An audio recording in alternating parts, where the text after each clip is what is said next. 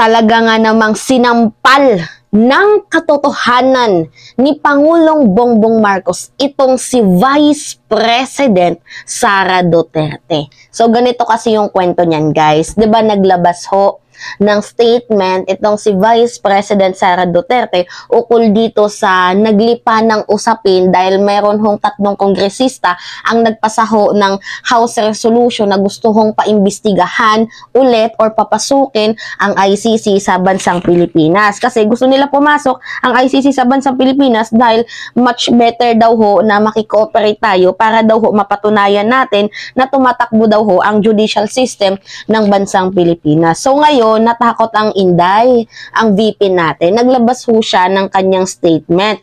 Ang sabi niya, wag raw ho nating insultuhin at bigyang kahihiyan ang hukuman ng bansang Pilipinas at bakit pa raw ho mga dayuhan ang sasagot, ang magreresolba ng katarungan at hustisya sa sarili daw nating bayan. At beside pa dyan, guys, tumagilid kasi dito si Vice President Sara Duterte na sinasabi niya na dapat daw hong respetuhin din natin ang naunang pahayag ni Pangulong PBBM na hindi nga papapasukin ng ICC sa bansang Pilipinas. Anyway, medyo kasi mali ang pagkakaintindi ni Vice President Sara Duterte sa naunang statement noong February ni Pangulong PBBM. Kaya nga sinampal siya ngayon ng katotohanan. Kasi ito lang yung pagkakaintindi nila, nila VP Sara Duterte. Ang pagkakaintindi lang nila, hindi daw papapasukin ni Pangulong PBBM ang ICC sa bansang Pilipinas. Pero hindi nila inintindi lahat, di ba? Ang sabi nga ni Pangulong PBBM, as long as hindi daw nila nasasagot ang question regarding sa jurisdiction, hindi papapasukin ni Pangulong PBBM ang ICC. Pero ang tanong dito, what if masagot? Diba? Masagot ang question regarding sa jurisdiction, edi may tsansa na makapasok ang ICC sa bansang Pilipinas. Diba nga, ito yung sabi ni Pangulong PBBM. Review lang natin yan, guys. Uulitin ko lang sa inyo. Noong February 18, 2023. So, until those question of jurisdiction and the effects on the sovereignty of the Republic are sufficiently answered, I cannot cooperate with them. Pero ang tanong dito, what if masagot yung question dito sa jurisdiction ng ICC? Eh, dinawala na naman ng pag-asa itong mga DDS na to. So, yun ho, ang isinampal na katotohanan ni Pangulong PBBM. Ito, pakita ko sa inyo. Yan, dito sa ating Vice Presidente. Sabi dito, Bongbong Marcos, government is studying possibility of returning to ICC. So, makikita nyo naman, guys, na itong ating Pangulong PBBM ay medyo may kagustuhan din na pumasok ang ICC sa bansang Pilipinas. Kasi, guys, napaka-basic lang naman. If ayaw ho ni Pangulong PBBM ng International Criminal Court sa bansang Pilipinas, it is easy to say na sasabihin niya, hindi pwede, bawal, ganito, ganyan. 'Di ba? Pwede niya namang direktang sabihin, kaso hindi. Ito yung sinasabi niya, government urge possibility of returning to ICC. Tapos, pinag-aaralan din ni Boying Rimulya kung pwedeng makapasok ang ICC sa bansang Pilipinas.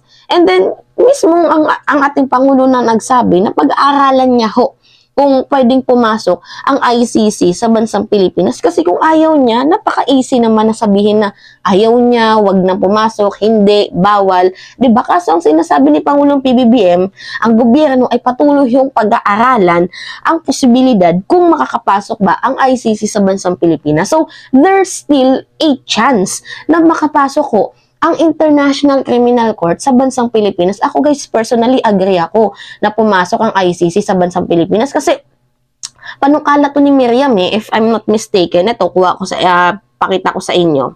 Yan.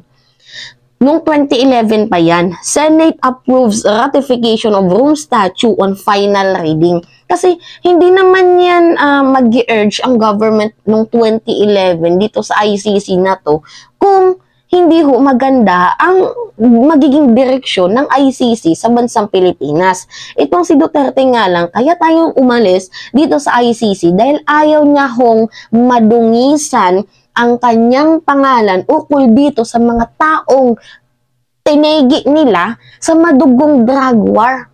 Ikaw ba naman, guys, napakalaking insulto. biktima ka. Kaya hindi ho nagigets ng mga DDS yung feelings ng mga pamilyang namatayan. Imagine, ilagay mo na lang yung sitwasyon mo sa mga biktima na yan, sa mga pamilyang yan. Imagine, biktima yung pamilya mo ng madugong war on drugs ni dating Pangulong Rodrigo Roa Duterte. Tapos, hindi nyo man lang nalasap or nakamit ang hustisya. Papayag ba kayo nun? Ano yung magiging feelings nyo? 'Di ba? Sumisigaw ng hustisya pero hindi nyo makamit-kamit kasi mas pinuprotektahan nyo pa ang presidenteng mayroong ginawang kasalanan. Dating presidenteng mayroong ginawang kasalanan. Ngayon guys, binabalikan lang naman sila na kanilang pagkakamali. Anong mali dun? At saka, di ba, bakit ka matatakot sa ICC? Diyos mio, Santa Maria Bendita, bakit ka matatakot sa ICC kung wala ka namang ginawang kasalanan? Ganito kasi guys, kaya natatakot si dating Pangulong Rodrigo Roa Duterte na makapasok ang ICC kasi nga may warrant of arrest na agad silang dala-dala para hulihin itong si Digong. Yan ho yung pinakatakot ni dating Pangulong Rodrigo Roa Duterte. Yung warrant of arrest na pwede na agad siyang dakpin, pwede na siyang hulihin para ho, 'di ba, isakdal sa kanyang pagkakamali. I mean, huhulihin na agad siya, i-arrestuhin siya kasi may warrant 'di ba? Anyway, sabi pa dito, ito guys, basahin natin ha. Ay, nawala. Wait lang. Sabi dito, it's really a sense of the House resolution in the sense they are just expressing or manifesting the sense of House that ICC perhaps it's time to allow or to cooperate with ICC investigation. So, usap-usapin kasi na ito ngayon sa House.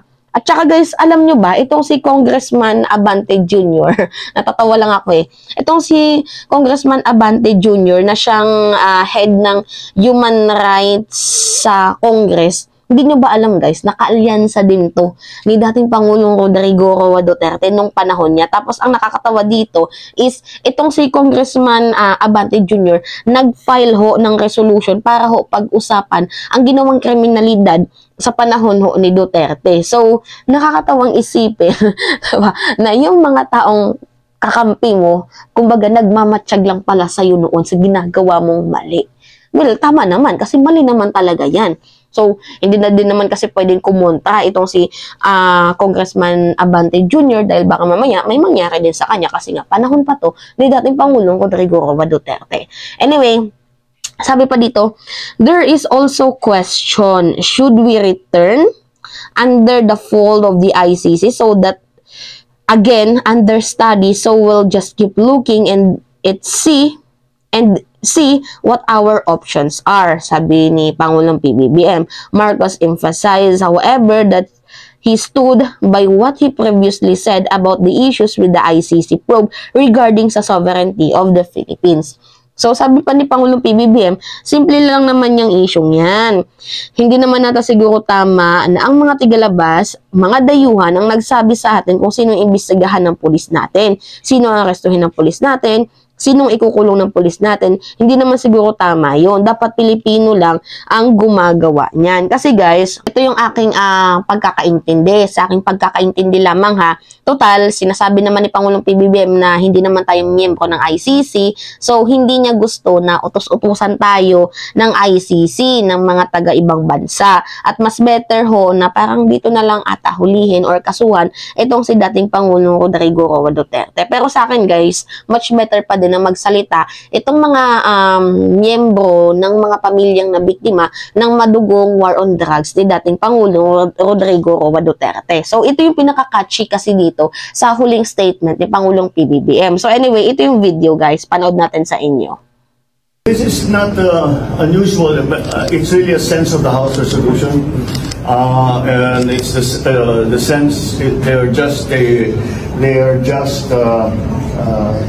expressing or manifesting the sense of the House that perhaps it's time to allow or to cooperate with the ICC investigations.